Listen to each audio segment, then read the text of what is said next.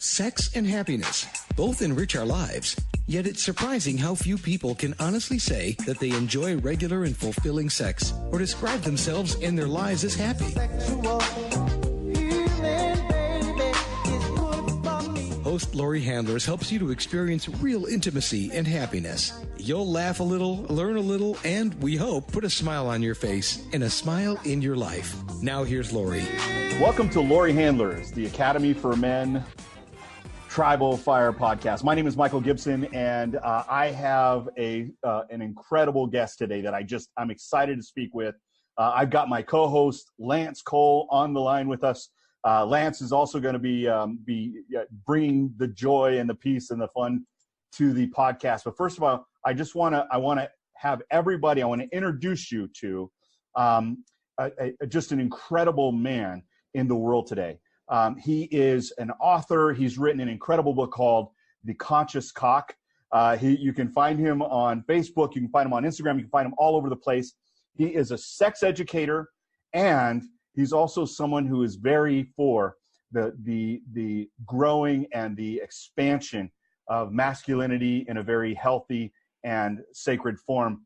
Please help me welcome Christopher Lovestone to the party. Welcome.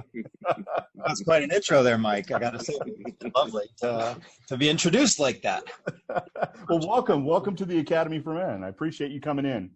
You know, there's such a desperate need for men to network these days about issues about healthy, sex-positive masculinity, where we're not cutting off our sexual urges and desires, but we're embracing them in a conscious manner. So thank you for creating a forum where we can have these conversations, because the more we talk about it, the more we make it easy for other guys to talk about it. We normalize these conversations. Absolutely. I love that. One of the things that I think that bothers us the most, Lance and I, is that we don't get to have these kind of conversations with enough other men. He and I, we do with each other. But once we started this thing called the Tribal Fire, we decided that we wanted to have a whole group of men, a large, if you would, a large brotherhood open up from this. And so thank you so much for being a part of it. We consider you a brother as part of the Tribal Fire podcast. And we're looking forward to finding out a whole bunch about you today. Lance, I want to introduce you. Say hello. Hello, everybody. Here we are. Yeah. Just on that, I love being able to meet, with other guys and just talk to them. And, I try and connect with a lot of brothers in the local community all the time, just to be able to have conversations and share like what's happening for me. It's like for so long as men, we keep our lives so private and so tight. And it's like, what's happening in my life is mine and no one else can have it. And, I'm in competition and I can't share, my sexual, experiences with anybody, or, what's happening for me in my love life. It's, it's between me and my partner. And, I find now that I'm sharing and that I'm opening up to all this stuff and creating these spaces, that other guys they're meeting me there. And the experiences are similar that they're going through. And it's super great. So great. That's fantastic. With your book that's coming out or that's out, Christopher, is amazing. It's so good. So good. Honestly, I wish I would have gotten it about a week earlier because that would have been great. Look, just the content, like the table of contents is like, wow, man, this is a book worth reading. And I'm so grateful to have a copy of it. Thank you so much for sending that. Let's get started. Christopher, tell us a little bit. By the way, we kind of met because you and I are speakers. We're going to be speakers coming up in November for something called the Tantra Festival in Mexico. I think it's the first major Tantra festival ever in Mexico. And wow, what a blessing it is to be able to be there and speak with you. But tell us a little bit about yourself, maybe kind of where you came from and how you came to this place. And tell us a little bit about your book and what inspired you to write that book. Man, I was going to be a medical doctor, or a therapist or a relationship counselor. But I spent years working in various facilities like halfway homes, and we did foster care when I was a child. Children who were abused by their parents would come through. Mental health facilities, reproductive health facilities, women's health facilities, general practitioners, like primary care. I did 3 or 4 years deep dive shadowing so many different care providers. And, you know, the whole third party billing thing, doctors only getting 5 minutes with their clients, and all these problems that I saw that people were presenting were being pathologized. They were being medicated and stuff like that. And there were so many issues that people were having that they just weren't leaving with a deep, meaningful, lifelong change, right? The symptoms were being managed, but they weren't actually being cured. And I just rejected that. I said, I'm not going to go into medical school. I'm going to go find my own way. What is my unique gift to the world? And that then brings me to say that, you know, when I was growing up, I lived through so many divorces during my childhood, 6 of them. And I got to see how people were horrible to each other. I got to see all the ways that people were abusive and harassing and would just miss each other, ships passing in the night. And I just, as a young child, became the moderator and the go-between and learned how to have empathy and good communication skills from a young age. So fast forward to now, I left the United States and a lot of the insanity that was happening with the economy and politics and school shootings and police shootings and stuff like that. And I was just, and the medical school, all this, I just said, screw the whole thing. I got to go find my way in the world. What is that going to be? And I literally bought a sailboat with my wife. We didn't know how to sail, but we put our stuff in storage and sold the rest of it. And we literally sailed away in search of our future. And in that was a real deep dive for me. What's my unique gift to the world? And I started writing my thesis on relationships. Because the whole system of relating is rigged. The rules are rigged for failure. And the people that win are the people who cheat. All right. If you play by the rules of the relationship game of our parents, you're destined for depression, apathy, resentment, bitterness, addiction. I do not yet have in my realm of experience one monogamous couple that I've looked at and said, wow, they are on fire. They are amazing. I mean, long-term monogamous, successful couple for like 20, 30, 40 years of being together that I look at them and I say, I want to be like them. I still haven't seen that yet because the rules of the game are just rigged for your failure. Yeah. So I said, there's got to be a different way. And, you know, as a young child living through all the trauma that I was living through in this household where I lived through 6 divorces and we were doing foster care for these children who had come through from abusive households, I had an outlet for my mind. And I read science fiction. And in that, I found freedom for my brain to think there must be a different way. Can't we construct something different? So that gave me a freedom inside myself. And then, you know, when we sailed away, I fused all these things and I said, what am I going to do? And I started writing. And what came out over the course of many years is Conscious Cock, the Sexual Empowerment Manual for Men. It's about conscious, healthy, sex-positive masculinity. Now, what guys need to learn is modern sex education. All right, there's a lot of sex education research that's come out in the last 20 years that most people don't know about, most men definitely not, especially research by female researchers on female anatomy and physiology, sexual anatomy and physiology, that hasn't been published in the mainstream medical journals, which tend to be dominated by old white men. Right. Men and guys need to have this accurate information. We need to have a good roadmap, but it also is like how to understand women and communication tools, because there's tools I can teach guys in 10 minutes that'll revolutionize their ability to connect with a woman deeply for the rest of their lives. You don't have to practice this 20 minutes a day for 20 years. No, I can teach it to you in 10 minutes. Give you a worksheet and say, fill it out, and then you've got it. And you have massive life change really quickly, and it's just going to help the world be a better place. Wow, that's awesome. It's been a long, arduous journey. For me to say, really, I'm going to be a sex educator? What? But, you know, I went to Boston University to become a teacher initially. And I said, I don't want to teach in the public school system. And then I was like, okay, I'm going to go become a doctor. So I got my pre-med degree. I don't want to work in a hospital. No. So I'm merging my health science and anatomy and physiology background with my educational background. And I'm developing and systematizing these tools to give them to guys in quick downloads that they're going to chew and swallow and digest really easily, and put them in this book, recorded it as an audiobook also, and it's coming out hopefully in the next month or two here by Moonsgrove Press out of Atlanta, Georgia. All right. That's exciting. I want to get a hold of that as well. Is that going to be available on Audible? Yeah, exactly, on Audible. Nice. Yep. Nice. That's exciting. So all of this like passion that you've come to, right? I similarly have that same passion, and we see the same things, the same missing, if you will, those gaps in knowledge, the gaps in understanding, the gaps in men's personal training around women. And so a lot, that's really what, if you think about what it is that you teach, the Academy for Men is in alignment with that. That's something that I love, just linking arms with other men with and going, let's teach the world. Let's create a socio-sexual revolution so that people can actually live their lives sexually and without shame, right? Coming up the way that we did, I came up in the 70s and the 80s. I don't know about you, maybe the 80s and the 90s, but I came up in the 70s and the 80s, and there was it was all about shame. And yet sex sells everything. Everything is sold with some sexy something, right? But we don't really get it. We don't understand it. It's so beautiful to have somebody to say, look, here's a manual. We can make this actually good for people. And we need this. The world needs this so bad, Christopher. Thank you so much for writing the book. Oh my God. Really?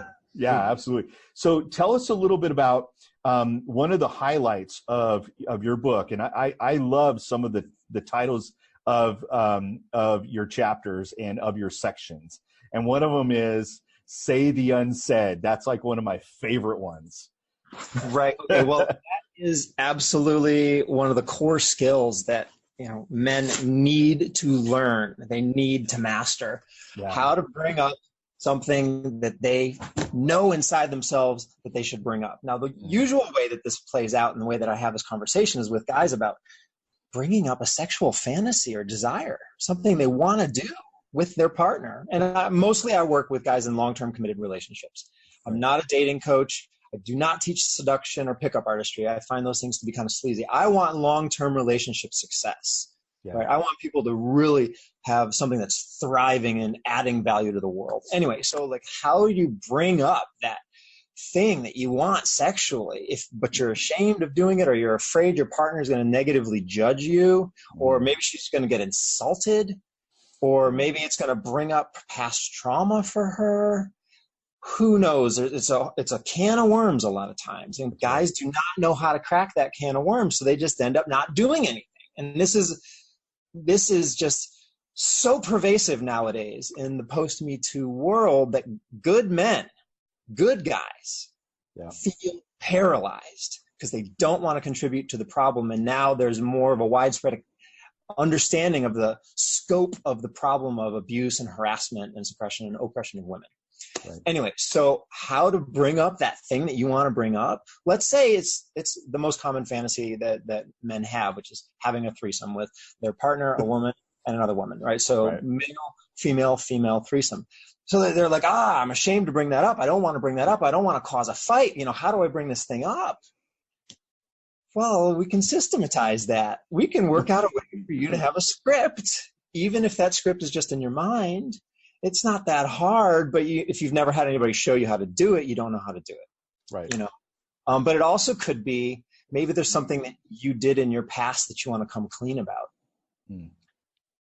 Maybe it could be, I saw my ex last week and I had a cup of coffee with her. And you're like, that shouldn't be hard because we're not interested in each other anymore, but we wanted to have a conversation and say hi, but that feels weird and icky. Or it could be not any challenging, difficult conversation, So what we're talking about here is literally communication tool. It's a communication script or strategy, but people don't take communication classes in college. And if they do, they're studying broadcast and marketing. Yeah. It's not intrapersonal, intimate communication when things are weird and a little uncomfortable. And we're not taught that in high school. We don't learn that in junior high school. All we do is we observe the way that our caregivers, our parents and our friends and our boss does it and stuff like that. And that they're not necessarily role modeling awesome, effective ways that will just give you a shortcut to get you closer to your desired result with minimum amount of blowback. Yeah. And wouldn't it have been nice if mom and dad would have been able to model that for you? But in the most cases, mine included, that wasn't available. I don't know about you, Lance. Have you ever had a situation where you had to, you had to bring something up that was tough for you with your beloved? Many. Share, man. All the time. But I've gone through a lot of this, so it's been. I practiced, so I've used probably a lot of the tools that you use, or share in your book, and so on and so forth. I want to hear an example of what you're talking about, Christopher, of what you would use. Like I know you gave some quick examples of like meeting with the ex-lover or something like that. But if there's and you say you're primarily working with monogamous relationship, like a long-term monogamous relationship. So say a couple meets and, they're in their 30s, they've been through a couple relationships, maybe a marriage and a divorce and so on and so forth. And they're trying to do it different. So they step into this space and they want to come in and they want to get rid of the withholds that they have from previous relationships. And they've done some spiritual journey work and so on and so forth, but they still have these edges that they can't get to with this new partner that they really love and they want to be with for a long time. Can you give us like an example of like how you would approach that kind of a situation with the man in the relationship? And give the advice, like what advice would you give him or language? Absolutely. I've got a whole workshop on this called Conscious Relationship Tools that I teach. And there's a second one, which is conscious engagement, which is if you're going to engage with somebody, how do you set a firm foundation for potential growth in the future rather than starting on shaky sand? What about laying some hard, solid cornerstones that can really handle weight in the future? A lot of people, what they love to do is they love to just fall in love and be in that blissful state of free fall. It's like so culturally idolized, like Hollywood films and stuff like that, rom-coms, etc. But the reality of that is that it's easy at the beginning and it gets harder and harder over time. If we flip the script, we rewrite the rules of the game to give you a chance at success, what you have to do is do the hard work at the beginning. And if you do the hard work at the beginning, then what tends to happen is the relationship gets easier and easier over time. Mm-hmm. So there's so many things that I can share about that. There's a few things I'll just list right off the top that I highly recommend is enlisting your partner as an ally up front. Said, hey, I really want to have a chance at this being successful long term. I'm not saying we're going to work it out, but I want us to have that chance. Should both choose to want to continue, will you ally with me in going through some awkward conversations at the beginning so that we really make sure that we're on the same page, that there's an overlap of what I want in my life and my future and an overlap with what you want in your life and your future, so that we're choosing this consciously, so that we're clarifying, is this a good idea or not? Or should we design our relationship a little differently? So what I'm advocating here is relationship design. Nice. Right? So that you don't just become boyfriend and girlfriend, or then say, hey, will you marry me? And then suddenly you're engaged. And then there's all this host of assumptions that maybe I have about what that means to be a boyfriend and what it means for my partner to be my girlfriend. But maybe her assumptions about those roles are completely different also. And then you get these two people with varying assumptions battling it out, never having made any agreements with each other. Right. So I advocate sharing your complete sexual history with each other. Mm. Every sexual encounter that you can remember, explain, and answering any and all questions. And that may take time. And I did that with my partner, who's now my wife. We've been together for 15 years, and our relationship gets hotter and hotter. So we have the long-term success that I was hoping for because we went through the work of having the hard conversations at the beginning. And when I was in college, when I was a young man, I didn't know how to navigate relationships with integrity yet. And I lied in order to be able to have multiple dating relationships, multiple sexual partners, and that I broke people's hearts by doing that. And, I had to own that to my now wife. And I said, let's share our complete sexual histories with each other. So you know everything about me, you know where I came from, so you know who I am now. Yeah. Took off the mask. I'm not playing nicey nice. I'm not trying to make you like me by acting that I'm better than I am. I'm not trying to make myself come out looking good. I'm just showing you the reality of me. Here I am. So I'm talking about authenticity and transparency and integrity. Yeah. So there's ways to bring that up. which can help make it easier. One of them is writing it down on a piece of paper and having that piece of paper in your hands. And you might even be shaking because you're terrified to bring it up, but literally having a piece of paper in your hands can help you overcome that fear and actually get the words out. Just, can you bear with me? I'm scared to bring this up. I've never brought this up before, but I really want you to see that I want us to have a relationship of honesty. So I'm willing to take this chance that you're going to not like me after saying this, but like, well, just hear me out. Yeah. And then, so you share your fears about sharing the thing that you want to share. I'm afraid of telling you this thing because I'm afraid you might not like me. I'm afraid you might storm off like you did the last time we had an argument, or I'm afraid whatever. You share your fears. And what that tends to do is put them in a place of empathy for you. If they care about you and you're sharing things that you're afraid of, they tends, generally speaking, to make them say, oh, my honey's afraid. I don't want him to be afraid. And if you're naming a bad behavior that they have, like, I'm afraid you're just going to like go crazy on me, rip shit, and just like eviscerate me like you did last time. If you name their bad behavior, and then if they do that bad behavior, they're proving that you were right. So it tends to reduce the probability of them doing that bad behavior in advance. So you're putting them in a place of empathy, hopefully. And if there's a bad behavior, you're naming it, calling it out, which tends to suppress it, which makes them more receptive to you. And then offer them, ideas about how things could go well if they received the information well. Like, I hope that by me telling you this, that you're going to see that I really want a relationship of honesty where we can tell each other everything truthfully and just, let the chips fall where they may. And then tell them the thing that you're afraid of. Like, I had X number of partners, or I blah, blah, blah. Yeah. And just and then ask, have a conversation about it.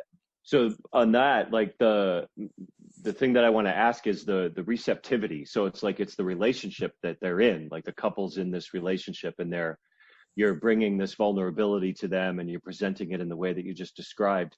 And then the receptivity of the partner, like whether it's the, male or female, or male, whatever the relationship is, the receptivity of the partner. What's your experience around that? Like, in working with some of the couples that you've worked with? And the reason why I'm asking is because I've noticed in a lot of my friends and colleagues and things like that, that they see that the relationship is a two-way street. And a lot of times that vulnerability scares the shit out of people because they can't, it's almost like they can't receive that level of vulnerability when somebody is actually admitting that they're scared or they have this thing, and they run or they go away or they just shut down because of that. Have you ever experienced anything like that with anybody? It's like staring into the sun. Yeah. Your day. Right. Oh my God, you got to look away. You can't look for too long, right?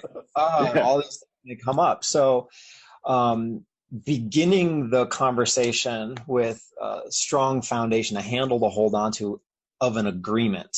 A really great way. If you can start with an agreement, then you always have that agreement to look back on. Hey, we agreed that we're going to do this thing together. If you want to change your mind, you can change your mind. That's fine. But, we have an agreement on what we're doing. We have a frame of reference that we can operate within. And, establishing an agreement that, okay, we would like to try some things to pitch our relationship for long-term success in the future. Doesn't mean everything's going to be all easygoing all the time. Things might be difficult. They might be yucky. One of us might want to run, might trigger things, but like, we have an agreement that we're going to be allies on this, and that we're going to be kind to each other on this, and that we're going to give it the time that it takes. Yeah. Open. Right. And we're not going to let it derail us. And if we need to pause it and come back to it later, we do. And for my wife and I, honestly, it probably took us about 2 months to go through really laying the foundation stones. It wasn't a one-day conversation. Right. No. Cover. If you're going to pitch for like the ability to be together for decades, happily and vibrantly engaged, but there's some stuff to talk about, especially if you're in your 30s or 40s or 50s. Like, you're not spring chicken in your teens or your 20s with not much of life experience to share yet. Right. Not to diminish people who've had trauma and harassment in their lives, because that's real and has a huge impact. So having a frame of reference, an agreement to begin with about venturing into this territory together, and letting it take its time, and being kind and generous with each other, really does help. what we're talking about here is partnership, Mm-hmm. which is conscious relating, Mm-hmm.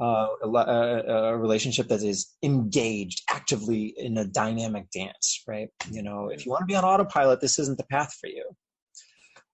It's pretty easy to be on autopilot. You just hit the button and you go numb out.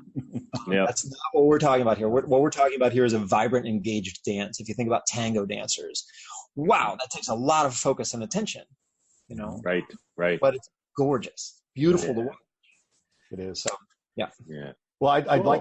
like to jump into I'd like to jump into the idea that, let's say, for instance, this same context. I love what you're saying, and I want to bring people who, let's say, they've been together for 10 years. This is a whole new way, a new step up into maybe a higher level of consciousness for them that they haven't been able to do that. And maybe there's a little bit of hurt in the past, and there's some other stuff that they've created together as baggage. Maybe they brought baggage into the relationship, or they've created some new baggage. How do you navigate that when you're having this kind of a conversation going forward? There's not necessarily an easy answer, and there's definitely not a Band-Aid, that a panacea, a one-size-fits-all cure that I can just lay out for that question. But I do firmly believe that not all relationships are healthy. Mm-hmm. And I do firmly believe that a lot of people should exit the relationship that they're in, that it was founded badly on shaky ground and then blasted with cannon fire for years from both sides. And they have this bitterness and resentment built into their relationship. I mean, how many women or men do you know of that are in couples that when their partner talks, the other one rolls their eyes? And to me, like, if I see that, I'm like, you're already done. All you're doing now is you're just punching bags. You're just beating each other up, but you're not letting each other go. And that, to me, is, what do you want to call that? Masochistic? Yeah. That's not healthy. So I do not try to make everybody succeed in their relationship. And I don't think that saying that a relationship should be successful is an accurate assessment for just anybody across the board. You can be in a relationship where your partner is completely vindictive, totally undermining you and backstabbing you and cracking jokes about you. You could be in a relationship with somebody who's just emotionally dead, or they've been so traumatized that they're completely shut down.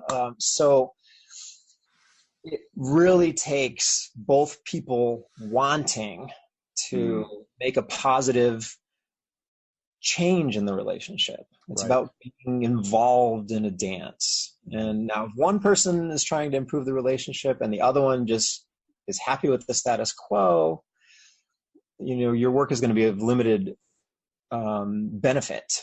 And therefore, I don't know, I got to ask yourself, is this a good idea?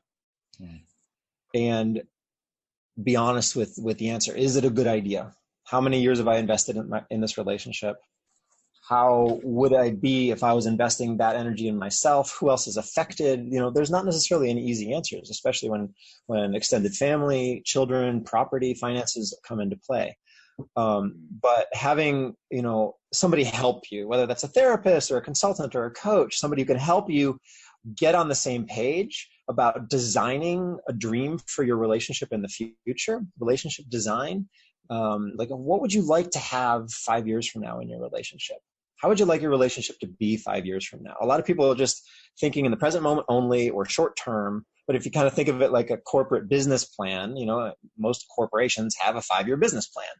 Some of them have longer business plans. I hear that a lot of corporations like Toyota have 150-year business plans. Like, they're going to take over, So if you have a plan and you work it, you tend to strategically move in the directions that you want to go much more effectively than if you have no plan at all and you're just living in the present moment. So if you can both have an agreement, here we come back to agreements again, that you want to move towards some common goal together. Maybe it's that like cruise to the Bahamas or that trip to Fiji, whatever it might be.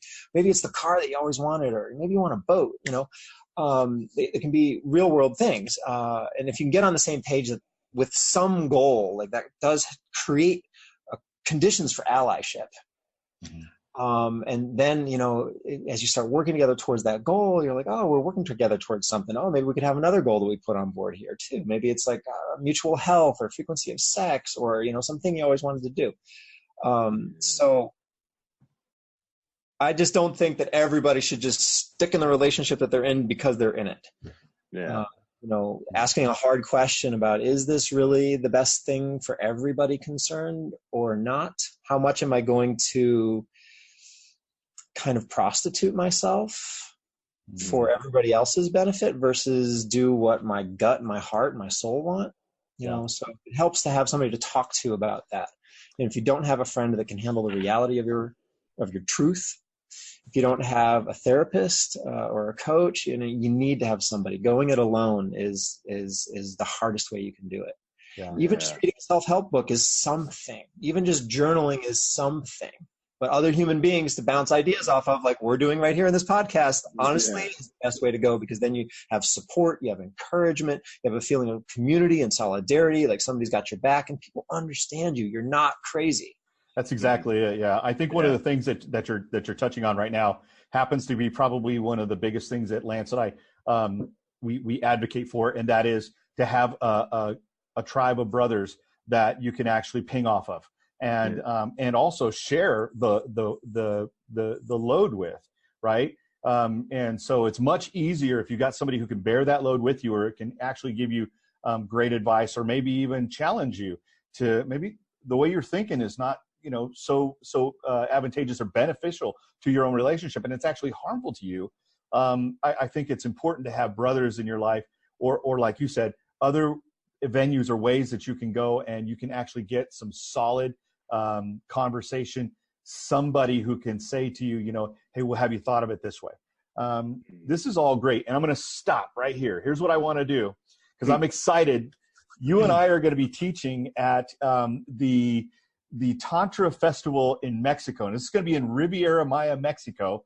That's November 10th through the 14th. I'm so excited. It's called Kundalini Rising, Kundalini Rising. And you're one of the facilitators. I'm so excited to get to see you on stage live. It's going to be a lot of fun, Christopher. Can you share a little bit about what it is that you've got planned for your sessions and your event at this amazing Tantra Festival in Mexico?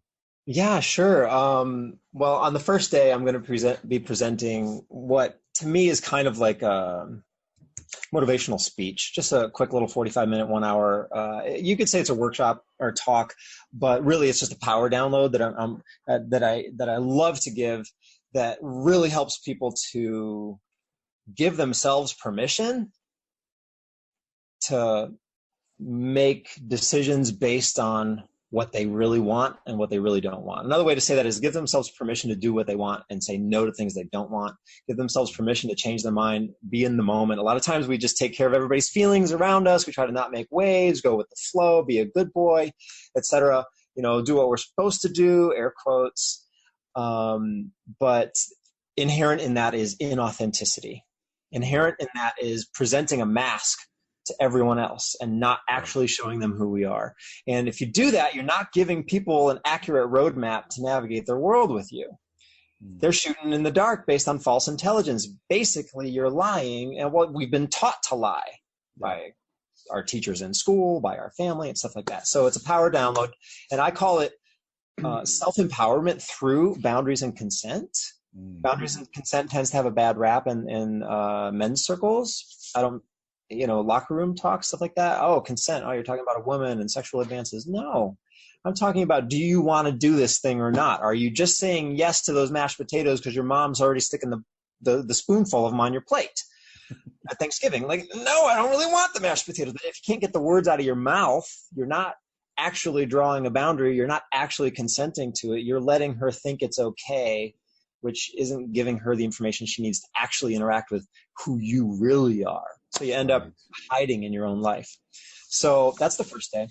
And then I'm designing a workshop specifically for men only that's going to be a quick distillation of the concept in my book, Conscious Cock.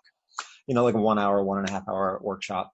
And then we're going to be doing, I don't know, Mike, maybe you and I are going to be doing this together. A few of the male facilitators are going to be getting together to do a specific men's workshop. We're going to circle up, and we're going to design that together, probably on site during the facilitator meetings. So that is just like the women are going to get together and have their women's you could call it retreat or workshop or time. And we're going to have a separate section for the men.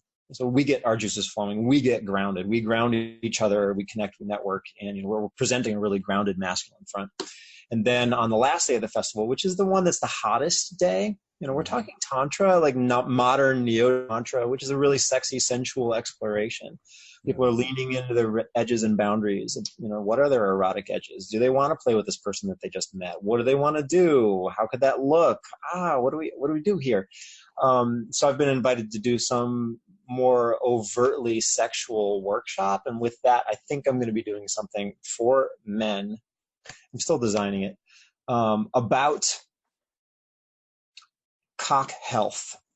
Okay. A lot of men, as we age, we get into our 50s. When we stop urinating, we might drip a couple drops of pee. Pardon me for just getting into it, but the core muscles begin to atrophy with age, and that results in softer erections, coming when we don't want to, or the inability to get it up when we want to. Both ends of the spectrum. You can have problems on both ends, whether you want to get it up or you can't get it up. Or you come too quickly, I mean.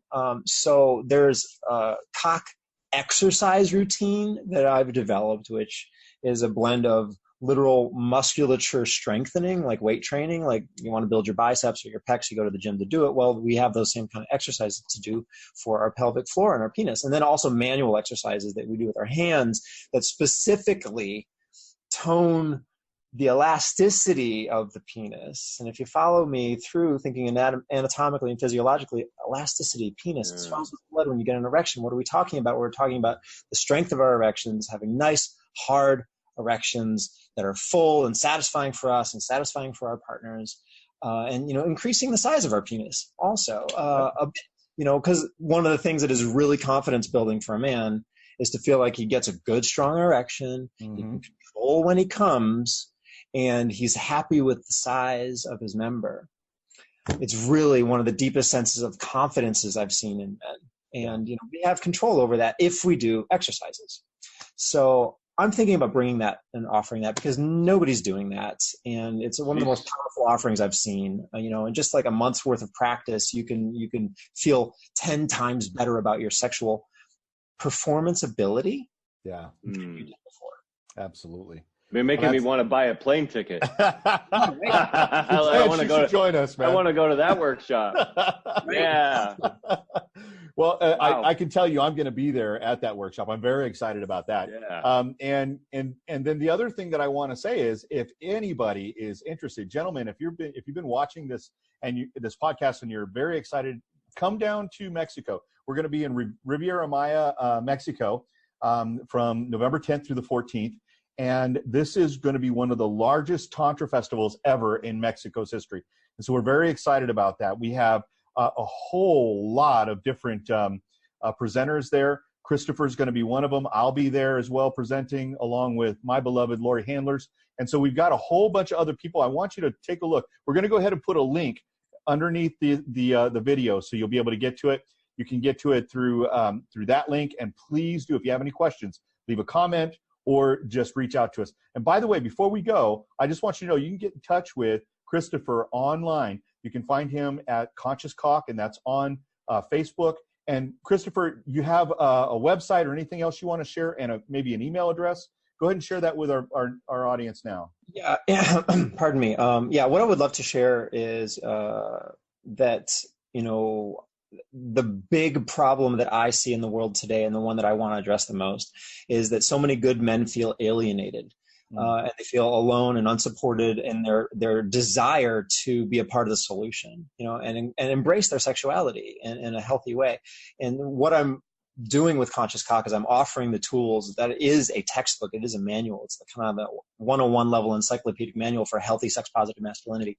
But then I'm also offering online men's circles, where a group of 8 guys gets together every single week, and I facilitate the discussions as we go through the concepts in the book, so that there's a place to bring your questions about your relationship and your questions about your sexuality or your performance ability or your fears or the trauma that you just went through last week when you had a fight with your partner, so that you have a place where you're experiencing support and encouragement and solidarity and community with other guys, and you get to know each other over time. So if you go to my website, consciouscock.com, ConchouSCalc.com. You can find out all about the men's circles. And then there's a downloads page where I have a ton of worksheets that you can download and fill out to help you, for example, make some agreements in your relationship rather than just shooting in the dark all the time, or how to say that thing that is unsaid that you need to bring up. Yeah. And then I have a boundaries and consent workshop audio download if you want to listen in your cell phone or on your way to work in the car in the morning.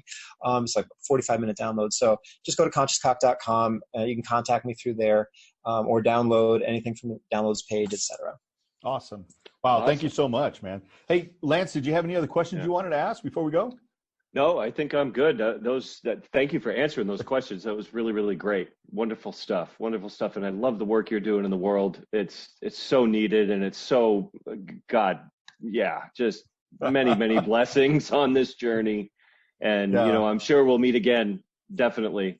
Yeah, absolutely. Beautiful. Definitely look forward to working with you. And I'm a supporter. I am a big fan already. So just getting to meet you this time and spending a little bit of time with you has just been really nourishing for me. I'm sure I speak for Lance as well. Thank you so much for coming on the podcast. And just to let everybody know, listen, we'll be back in another week. We thank you so much for your viewership. Please take a look at our webpage on Facebook. It's the Academy for Men. You can find us at Instagram as well. And then also, if you go to our Patreon page, we have a whole bunch of content that we're putting up there. You get access to all of our videos, everything that we're putting up there right now to support you in becoming an extraordinary lover. From myself, from Lance, and on behalf of Christopher Lovestone, thank you so much for viewing today. And we'll see you next time on the Academy for Men's Tribal Fire podcast.